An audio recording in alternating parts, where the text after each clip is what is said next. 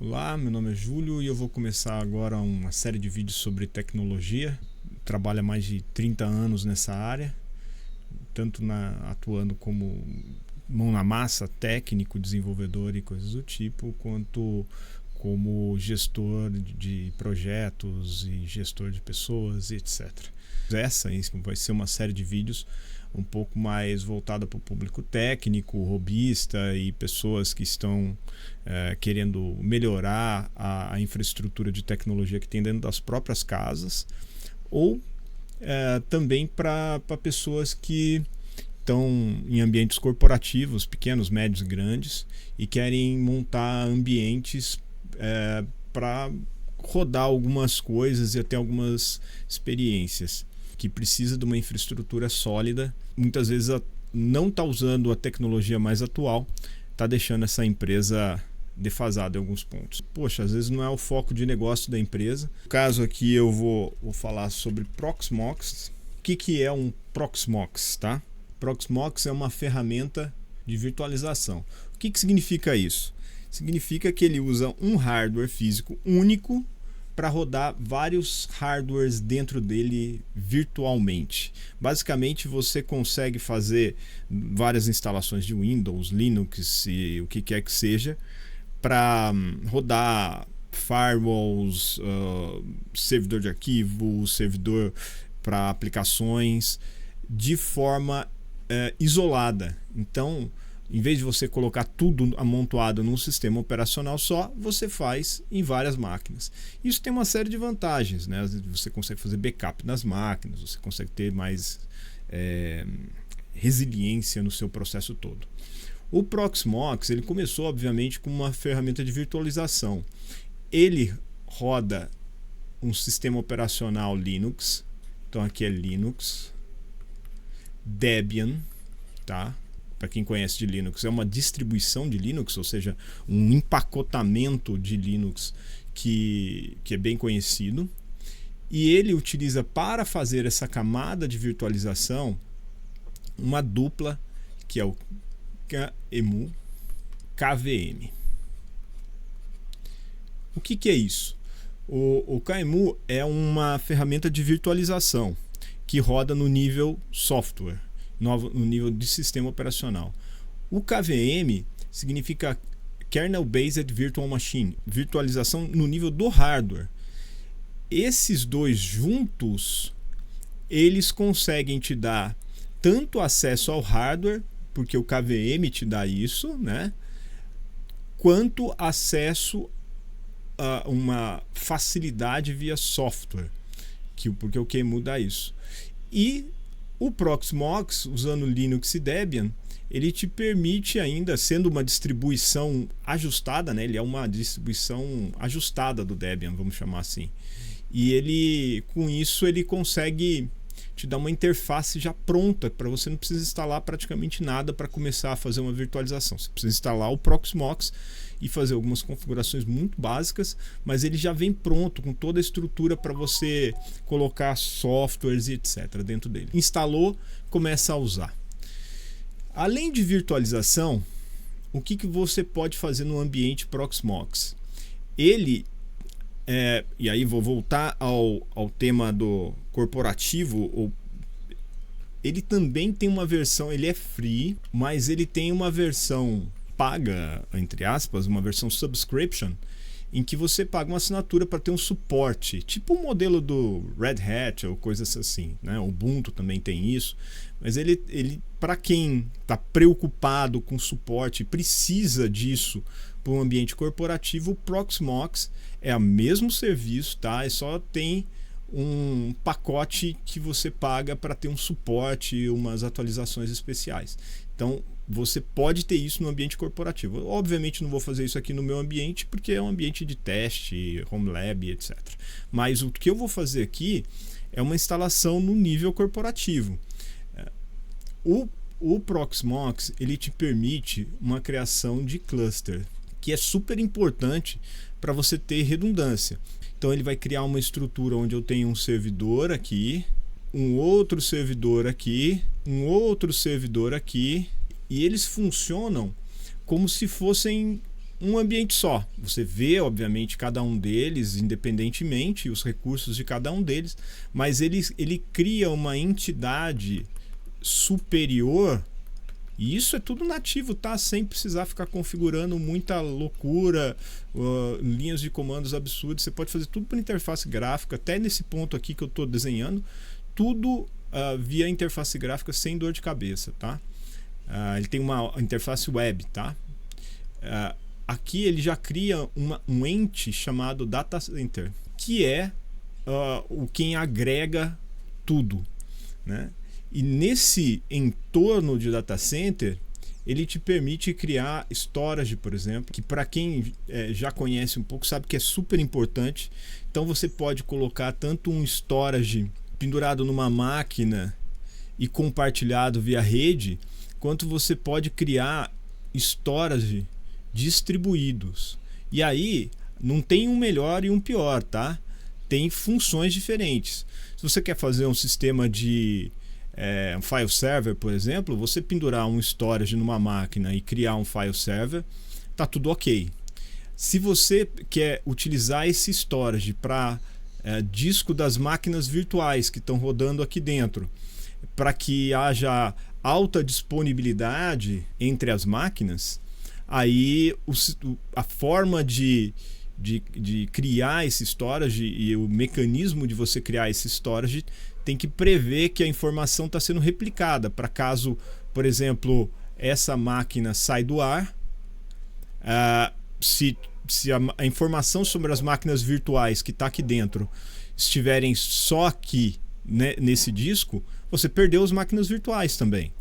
Agora, se eles estiverem replicados em outra máquina, ele vai ter que reestabelecer isso e vai ser muito mais rápido. Tá? Se você tem uma outra possibilidade que é fazer um backup, mas aí você tem que restaurar o backup. Isso tudo depende do seu RTO e RPO, ou seja, o quanto de dado você pode perder e quanto tempo você pode ficar indisponível, né? Um sistema HA com discos compartilhados, um sistema aqui que ele usa, que é o Ceph, ele distribui a informação em N locais, e você configurável esse N, para que ela consiga ser recomposta caso uma máquina se perca completamente. Tá? O que mais que tem quando você cria um cluster Proxmox? Você pode criar SDN. O que é isso? Software Defined Network. Você pode criar redes dentro dessa estrutura de... Imagina que aqui dentro tem um monte de maquininhas virtuais, né? Você pode criar redes virtuais para suportar essas máquinas virtuais. Então você pode ter uma série de servidores aqui rodando numa rede virtual isolada da sua rede física, porque imagina que isso aqui está ligado a uma rede física, tá? Aqui tem uma rede chegando em algum ponto aqui.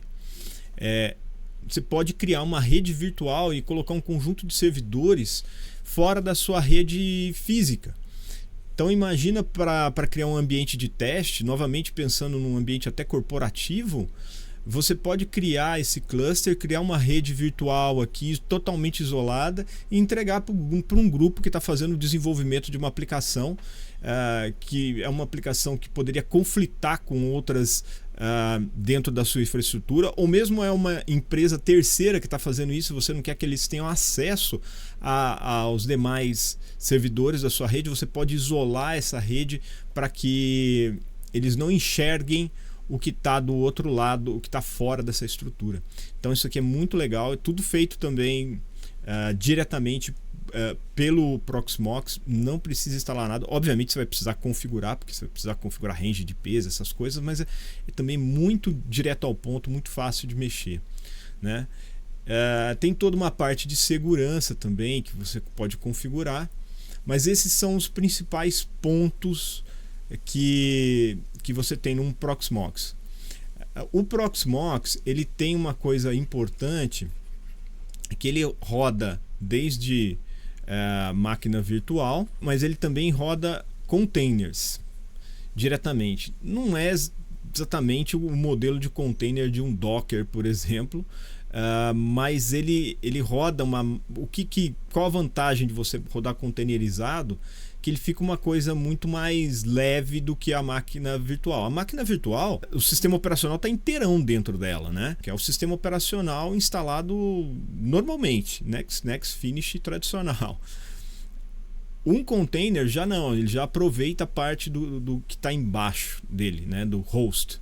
Então você acaba tendo uma estrutura mais enxuta, ocupa menos recurso e sobe mais rápido, muito mais fácil de você manipular. Mas tem situações e situações. Tem situações que você precisa de VM, tem situações que você precisa de uma containerização, tá? E aí a gente pode brincar com isso de acordo com a necessidade. Novamente, tudo isso aqui vem pronto diretamente quando você instala um Proxmox. Como é que eu vou fazer aqui? Primeiro, eu vou mostrar onde conseguir o Proxmox, qual que é o procedimento, fazer o procedimento de instalação. E por último, eu vou fazer uma configuração inicial. Nessa configuração inicial, eu vou adicionar um cluster, que eu já tenho um cluster pronto. Eu vou mostrar como se faz para criar e adicionar máquinas num cluster, e vou adicionar essa máquina no cluster para vocês verem como é que fica a estrutura, tá? Vamos lá então para a instalação.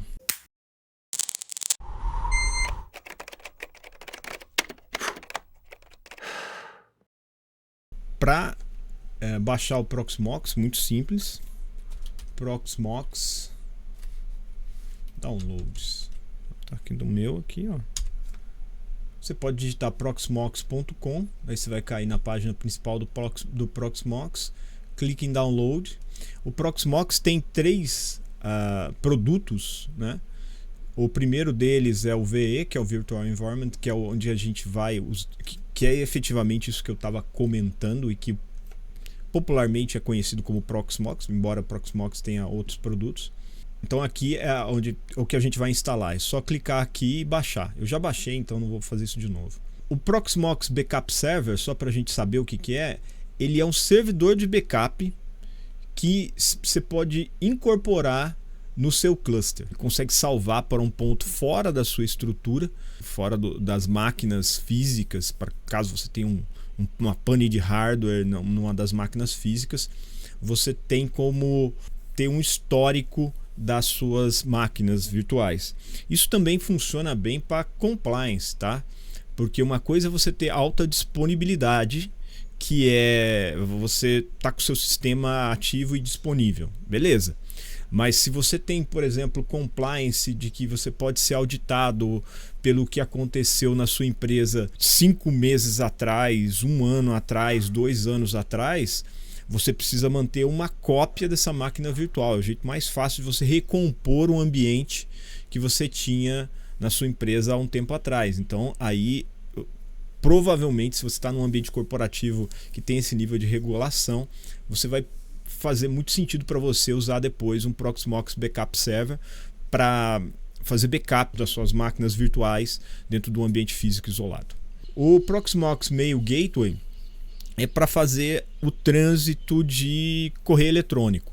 Então ele faz toda a parte de filtragem de spam, de verificação de vírus e etc. Para dar uma bloqueada nesse tipo de mal antes que ele chegue na sua rede, tá? O que a gente vai utilizar agora é o Proxmox VE.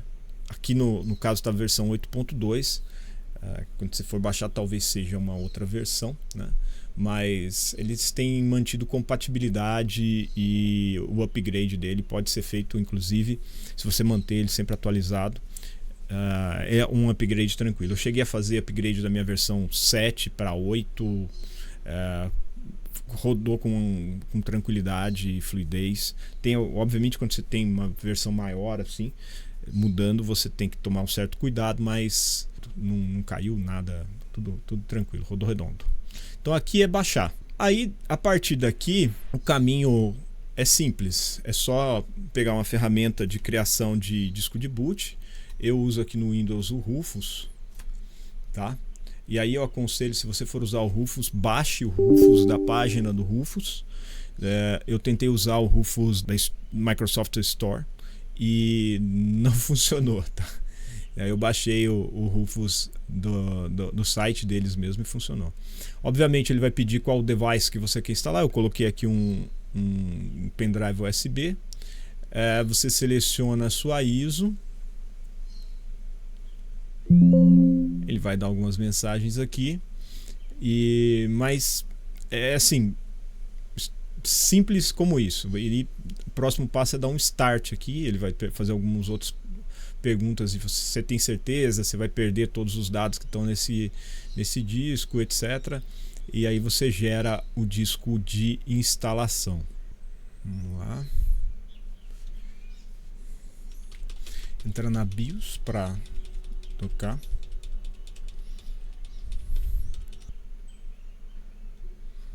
Aí. Só para saber, é uma MR9A, né? E ela tá com 32, né? Já foi aqui 32 de RAM. O processador, cadê o processador? Olha lá, Xeon 2680V4. É um processador que o clock base dele é 2.4 GHz. Vamos lá. O que interessa tá aqui. Eu vou no boot. Eu já tinha um disco com Proxmox, mas eu vou reinstalar. Então aqui, eu vou o Wi-Fi do disco de instalação. Save and exit, save and exit. Já entrou na instalação do Proxmox, tá? A instalação dele tem uma parte gráfica ou uma parte terminal. Se você está usando uma placa de vídeo muito simples, talvez a terminal possa ser usada. Eu já instalei pela terminal e é praticamente a mesma coisa. Ele faz as mesmas perguntas, só não usa um modo mais bonitinho para fazer interação. Eu vou aqui pelo modo gráfico, tá?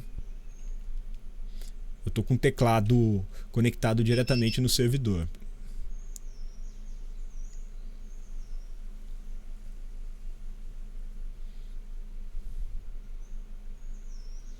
Ele vai fazer aquele boot tradicional. Para quem já instalou um Linux na vida, ele está dando um boot no Linux e vai instalar um Linux aqui. Só que com todos os pacotes que a gente precisa para gerir um ambiente como esse, um ambiente virtual que pode muito bem ser utilizado no ambiente corporativo. Mas eu vou colocar aplicações de produção no ambiente desses. Bom, se você está contratando um suporte, pode, por que não? E obviamente você vai ter que fazer uma estrutura robusta, né? Não vai colocar de uma maneira simples. Mas tem muita gente aí rodando coisas corporativas até críticas em ambientes muito menos estruturados do que se pode estruturar com o Proxmox. Então é uma alternativa assim, bem viável por sinal, tá? Vou pegar o mouse aqui, porque agora ele já ativou até o mouse, ó. Aqui ó, é todo o License Agreement. Então vamos lá, agree. Aqui ele pergunta onde eu quero instalar. Eu estou com 2 discos lá. Eu tenho um NVMe e um SATA. Eu vou instalar no NVMe, mas poderia ser no SATA, eu acho que não teria problema. Se você for, por exemplo, se tiver só um slot NVMe e quiser fazer um disco, um NAS de alta performance, coisa desse tipo, de repente você instala o sistema num disco SATA normal e deixa o NVMe para fazer, por exemplo, um cache do seu disco, tudo. Mas aí disco é outra discussão, storage é outra discussão que a gente pode ter depois. Eu vou instalar aqui, tá? E quando você vem em Options, ele te pergunta se você quer instalar em tudo, etc. Sistema, que sistema de arquivo você quer utilizar e por aí vai, tá? Aí você vê que ele já trabalha com ZFS e BRFS também, tá bom? Então dá para fazer um negócio legal, resiliente até no próprio disco. Se você pode criar um RAID 0 ZFS com 2 discos, dá para fazer uns negócios assim, tá? Eu nunca fiz, sinceramente, como é Home Lab, e criar uma alta disponibilidade me parece mais seguro até. Mas se você precisa que a máquina tenha resiliência, ele também suporta isso logo na instalação, tá? Eu vou fechar aqui e vou seguir pelo padrão. Então, next aqui. Aqui ele pergunta que país é, ele já fez uma localização, só que ele acha que eu estou no Araguaia, não estou não, estou em São Paulo. O meu teclado aqui que eu estou usando no console é Brasil Português, então vamos seguir assim. Aqui ele pede a password root, tá? Na hora que ele logar pela interface e pelo terminal, vai ser exigida essa password. Então coloque uma password que você se lembre e que seja forte. Você pode mudar depois, mas se você esquecer, você não consegue entrar depois no sistema. Aqui ele pede um e-mail. Eu imagino que ele deve fazer alguma comunicação, mas eu sinceramente eu nunca precisei utilizar esse e-mail. Eu não sei o que as funcionalidades de se ter um e-mail aqui. Porque ele não valida, ele não vai mandar a senha por e-mail ou qualquer coisa assim. Aqui ele pegou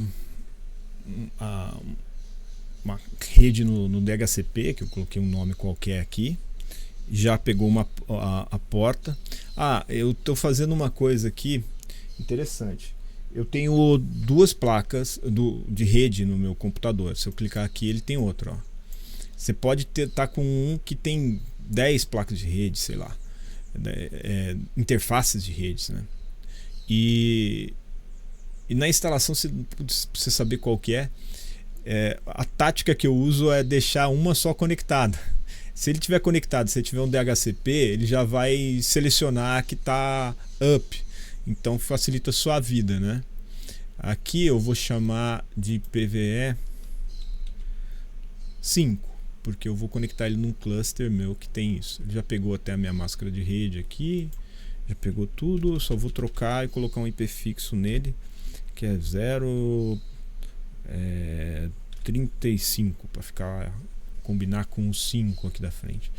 Isso tudo tá alinhado aqui com a minha rede interna aqui que eu tenho para fazer laboratório. Então vamos lá, next. Ele vai dar aquela visão final e ele vai perguntar se ele vai rebootar depois da instalação. Beleza, não tem problema nenhum.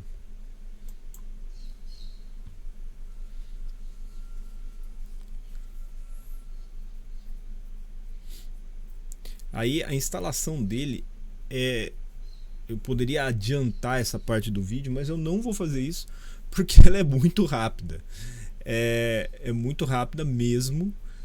Vocês vão ver que vai demorar pouquíssimo tempo. Tá, você está instalando num NVMe, tal, ele tem uma velocidade maior, mas cara, a instalação é de um pendrive USB, então a limitação está na saída, né, do USB. Não adianta colocar o que seja mais rápido aqui. Então esse tempo de instalação que está aqui, que vai dar 1 minutinho, é o tempo que vai demorar para instalar o Proxmox no seu servidor aí.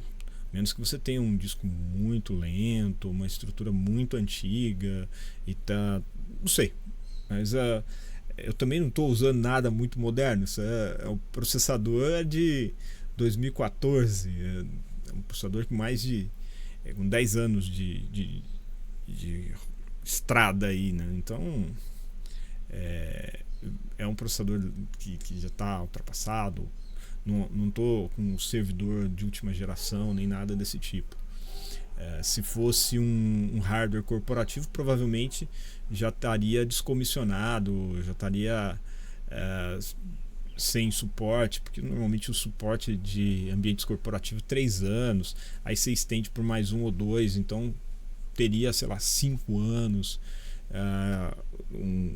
A vida útil, o payback de um investimento em servidores corporativos, mas o fato é que a gente consegue utilizar isso ainda hoje. Então, se você está numa empresa em que você precisa criar uma estrutura interna para desenvolvimento, etc.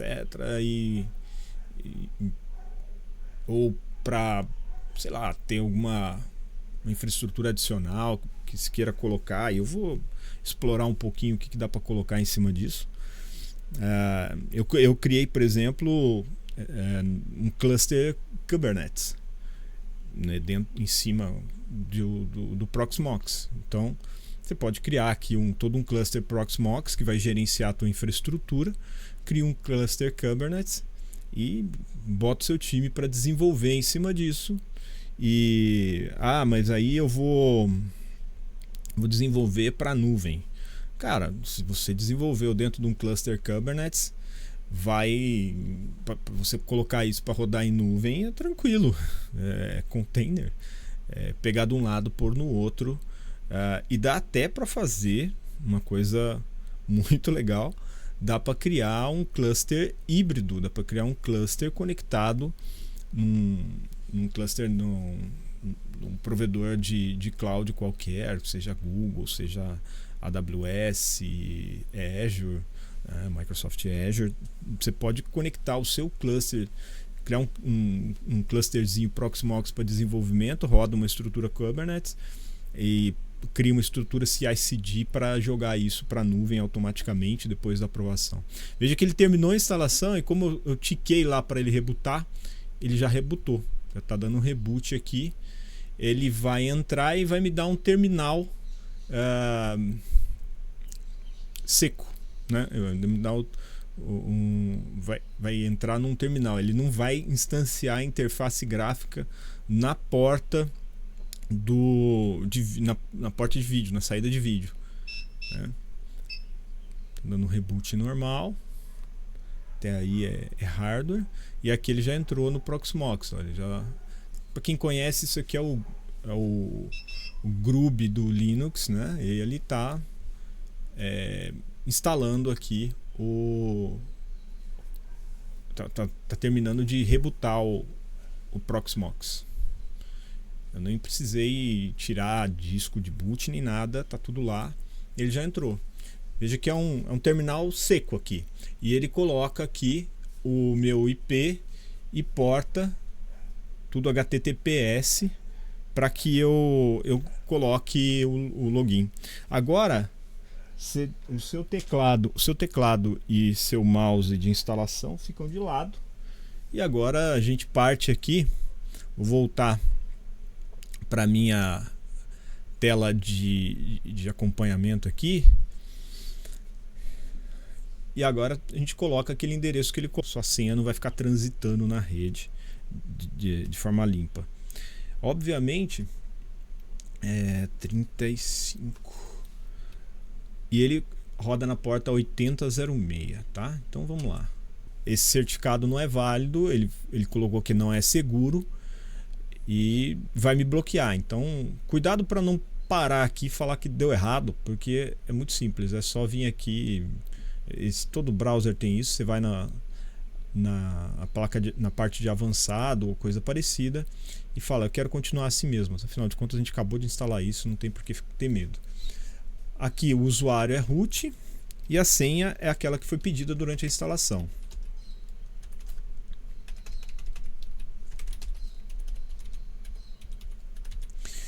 Mas dá para integrar depois. Eu estou num ambiente corporativo, dá para integrar isso, colocar duplo fator de autenticação, integrar com o meu Active Directory. Dá, tá? Aqui ele tem até a parte de autenticação. Você pode colocar outras formas de autenticação. Eu, inclusive, quero fazer isso. Já tenho uma estrutura para fazer um teste de colocar duplo fator de autenticação e autenticação externa, tá? Colocar num serviço específico para isso. Mas para quem tem ambiente corporativo, obviamente isso é uma preocupação, porque senão você vai ficar criando usuário para entrar nisso aqui, etc. Se bem que eu creio que o volume de usuários que vai ter acesso direto ao Proxmox mesmo no ambiente corporativo é restrito. O que vai ter acesso são as aplicações que vão rodar dentro das máquinas virtuais, os ambientes que vai ser criado. Mas Sim, o Proxmox também te permite fazer duplo fator de autenticação e autenticação externa. E aqui está, né, a instalação do Proxmox pronto para o uso. Veja que é o que eu falei, ele já instalou tudo, já está pronto. Ó. Ele cria um ambiente data center, que é aquele ambiente mais externo, onde você tem um contexto do seu data center, desde alta disponibilidade, permissões, a rede, o SDN, né, a rede virtual, ele já cria uma rede dentro da sua estrutura, mas não aparece aqui, né, que não é virtual, mas ele tem a rede local aqui do seu SDN, né, a rede que ele vai usar para se comunicar, né, local network. E depois você pode criar redes virtuais aqui. Mas ele tem já toda a parte de tudo pronto para THA. Eu acho que é aqui que tem aquilo que eu comentei de... Quer ver? Vamos ver aqui. Aqui, ó, você pode colocar Let's Encrypt aqui, o certificado. Acho que ele vai utilizar Let's Encrypt. Eu nunca utilizei isso, tá? Mas preciso ver. Tem toda a parte de firewall, que você pode colocar regras de firewall do seu ambiente e por aí vai, tá? Esse é o contexto de data center. Tem o cluster, tem o Ceph, que é aquela parte de estrutura que eu comentei de disco, né, de compartilhamento de disco. Veja que ele já coloca isso no menu, já está tudo integrado, você não precisa ficar instalando o pacote na mão, você pode fazer tudo por aqui. Você tem a parte de storage também, que são storage que estão compartilhados de rede, backup. Quando você coloca um backup server, do Proxmox Backup Server, você adiciona ele aqui. Então você vai adicionando a estrutura para o Proxmox fazer o backup, né? E aqui estão os servidores. Nesse caso só tem um, né? Mas aí ele tem a rede local, que é aquela que eu mostrei lá no data center, que ele cria para ele se comunicar com a rede física que ele está conectado, né? Então aqui é a rede do host, tá? É você se conectar direto na rede do host. E ele cria 2 storages. Esse storage local, você veja que tem aqui um contexto em que inclui backups, inclui ISOs, que são as imagens que você sei lá, você vai instalar uma máquina virtual, você joga para cá e essa ISO fica disponível para você instalar nas máquinas quando você vai subir uma máquina virtual, né? Então aqui que você vai colocar a ISO ou template de container para subir uma máquina virtual. E esse local LVM é onde efetivamente serão abrigados os discos das máquinas virtuais e dos containers. Veja que tem um contexto diferente. Ó. Aqui você tem o disco de instalação e aqui você tem o disco de execução da máquina, né? O sistema efetivamente instalado. Tá? E no contexto do server em si, você tem aqui uma parte mais física, que está ligada ao próprio servidor isolado, ao host isolado, que tem um sumário de quem é ele, como é que está a carga e por aí vai. Algumas notas, isso é legal para você ir anotando como é que... Vai fazer um diário da máquina e fica bem documentado, principalmente quando você tem uma equipe que está reversando o atendimento disso aqui. Você tem o shell direto para a máquina, então aqui eu estou no servidor, que é um console igual ao que você tem quando está direto no servidor, né? Tem toda a parte de sistema, e aqui ele tem a parte de redes, certificados, o DNS, host, algumas opções, etc. Tá? Aqui tem uma parte importante que é updates, eu já volto nela rapidinho. Tem a parte de firewall. Tem a parte de discos. Aqui veja que eu tenho 2 discos, então ele já ele mapeou aqui meus discos, tá?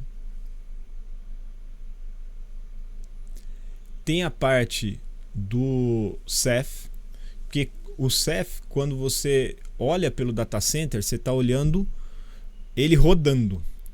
Aqui você está no host configurando as coisas para este host fazer parte do cluster de Ceph, da estrutura do Ceph, né?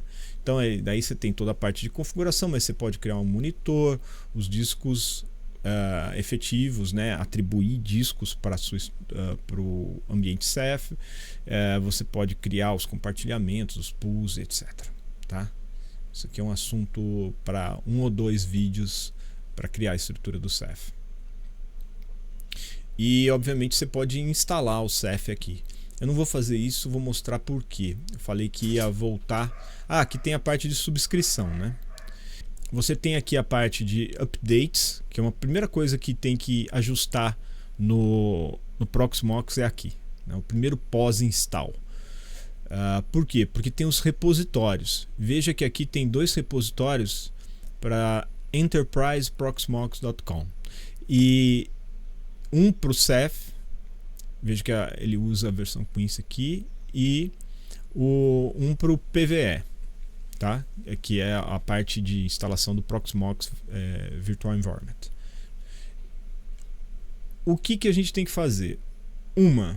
Se você tem uma subscrição, né, se você está no ambiente corporativo e pagou pela subscrição, você tem que colocar aqui a subscrição. Se você se você está num ambiente de teste, um ambiente que você está disposto a rodar sem a subscrição, né? Eu não tenho, assim, fora o suporte, obviamente, você ter o suporte da comunidade somente, que é uma comunidade bem forte, por sinal. Você não tem grandes penalties rodar sem a subscrição. Não é recomendado para o ambiente corporativo, mas para algumas situações você pode manter dessa forma. Só que para manter, ele vem configurado para Enterprise, tá?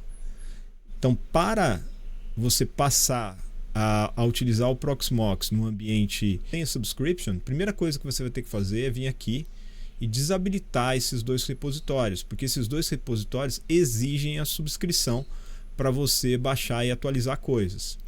Só que daí você ficou capenga, você ficou sem diretório de Ceph e sem diretório do PVE. Aí você tem que vir aqui adicionar. Existem até uns scripts pós-install para o Proxmox que fazem isso para você, mas estou fazendo na mão para a gente ter uma boa ideia do que acontece por trás desses scripts, tá? E aqui você coloca no subscription e adiciona. Veja que ele coloca um alerta aqui, ele vai dar um alerta toda vez que você entra na interface gráfica, mas sem penalidade.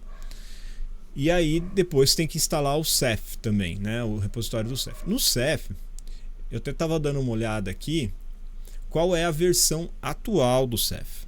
A versão atual do Ceph é a versão Reef, tá? E provavelmente o link Quincy aqui, ele deve ser deve redirecionar para a versão mais nova. Mas já vamos adicionar o Ceph no subscription na versão Reef. Agora sim a gente já tem os repositórios e é sempre legal dar um reload aqui para ver se está tendo alguma coisa falsa. Se você precisar instalar um outro repositório, porque eu tenho um pacote de um addon que o terceiro é por aqui, né? E aí voltamos para o update.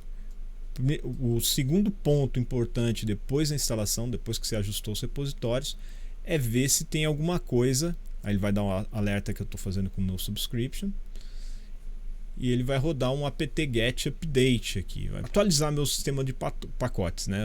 Ver o que está faltando aqui. Veja que tem uma série de pacotes para instalação aqui, mesmo utilizando a última versão, tá? E são pacotes relevantes, tá? Então vamos rodar um upgrade. Ele sempre pergunta, porque aqui ele roda um apt-get dist upgrade. Então, se você for fazer isso por linha de comando, lembre-se de usar dist upgrade, tá? Não usa upgrade não, que pode dar bobagem. E aqui é só dar o yes e ele vai fazer um upgrade normal. Veja que ele já terminou de instalar. Eu vou fechar essa janela aqui, né? Ele pergunta se você quer realmente fechar. Se eu der um refresh aqui, ele vai rodar o update só para ter certeza, né? Deu um task ok aqui, é que terminou o processo. Você pode fechar e não tem nada para atualizar. Como esse servidor também não tem absolutamente nada, eu vou dar uma reinicializada nele, tá? Então eu venho aqui e posso dar um reboot. Você pode dar um shutdown, reboot, tem um shell. Quando for fazer isso, tome cuidado, principalmente quando você está no ambiente data center, tome cuidado para ter certeza que você está na máquina certa e não rebootar o servidor errado. Mas vamos lá. Ele pergunta aqui uma confirmação que faz todo sentido, né? Se você quer realmente rebootar o PVE 5, no meu caso, eu vou dizer que sim. E vou chavear aqui para vocês acompanharem. Ele vai rebootar a máquina. Já perdeu o prompt aqui, mas ele vai reiniciar a máquina. É isso. Agora vai ser rápido porque não tem nada. Quando você tem máquinas virtuais lá, ele vai dando shutdown em todas as máquinas virtuais. Se tiver alta disponibilidade, provavelmente ele vai realocar essas máquinas para outro servidor antes de dar o reboot. Então é um procedimento mais doloroso quando você tem conteúdo rodando nessas máquinas. Então por isso que, cara, tá fazendo a instalação, atualizou alguma coisa, então já dá um reboot e deixa a máquina rodando tudo que tem de novo, tá? Tá aí, já entrou. Se eu der um refresh aqui voltar para a interface gráfica, para a interface web, e se eu der um refresh aqui, beleza, já está de volta. Ok, eu falei de cluster, certo? Cluster, contexto, data center. Então vamos subir aqui para o data center. Como é que funciona um cluster? Fechar aqui a Software Defined Network. Cluster. Cluster, aqui ele obviamente não tem nenhum cluster. Você pode criar um cluster. Então, posso criar aqui um cluster chamado sei lá, Prox Cluster. E aí ele pergunta para mim qual a network do cluster. Por quê? Porque ele pode conversar no cluster por uma interface e você servir a sua rede por outra interface. É até uma coisa interessante de se fazer, tá? Mas aqui ele só tem uma interface válida. Se eu colocar outra interface ativa, ele vai me permitir fazer essa mudança aqui, tá? Eu vou conectar ele num cluster que eu já tenho aqui, porque eu tenho uma estratégia de refazer esse cluster, mas primeiro eu quero tirar algumas coisas dele, etc. Então eu vou fazer primeiro esse teste. Então, esse cluster que eu vou conectar é um cluster que eu já tenho, mas eu vou refazer. Então, mas aqui, para criar o cluster, o procedimento é esse, tá? Ele vai criar um cluster. Deixa eu até criar esse cluster, depois eu destruo de novo.